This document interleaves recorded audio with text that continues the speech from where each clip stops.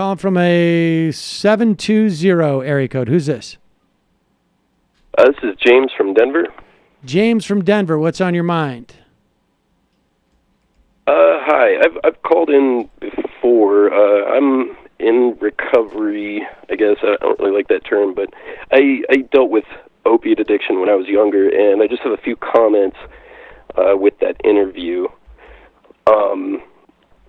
Basically, I mean, as far as treatment or whatever, she kept saying like a solution would be methadone or buprenorphine, and I think both of those, like, I mean, while that's what most doctors view as a solution, I've seen it just destroy people. They're both incredibly physically addictive, and like buprenorphine, for instance, a lot of doctors are moving away from it. Again, it was introduced as a solution to methadone, but it's more physically addictive than even methadone, so you can be in withdrawal for months without it.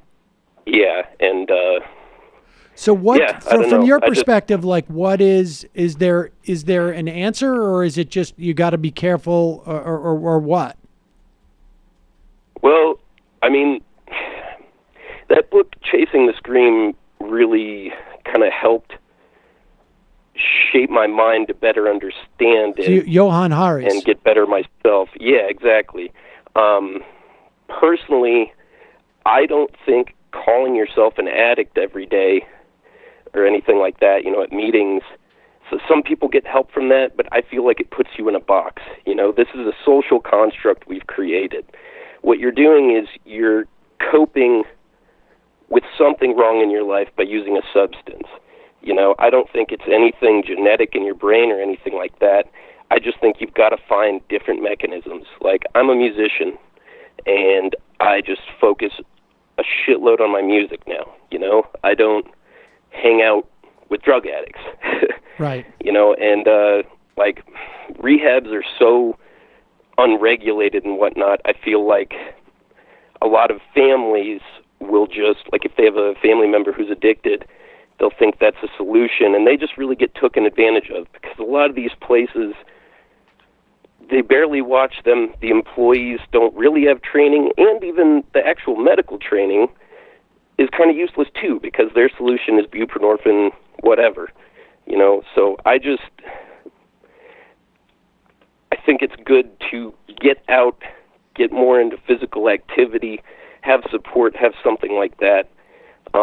Another thing, like, for the physical withdrawal, because buprenorphine or methadone, it can work for that for a little, but I think it just creates another problem. Kratom or CBD or just good old weed, can deal with that just as easy, and you're not going to have a crippling physical dependency that might take your life in its own right. Kratom, at one point, I know, and I guess this maybe was, I don't know if it was a year ago.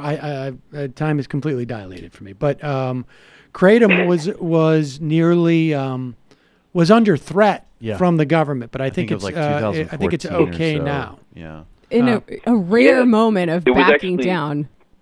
Yeah, continue. Yeah, it was actually a bunch of veterans groups that did most of the organizing around that, because there's a huge veteran population with pain issues who started advocating for this stuff, because it was the only thing that helped all these people. And personally, in my life, the only friends, or I guess acquaintances, the only other addict acquaintances that are still alive that were on heroin or anything like that are ones who either weaned off with Kratom or are still doing harm reduction with Kratom. Wow.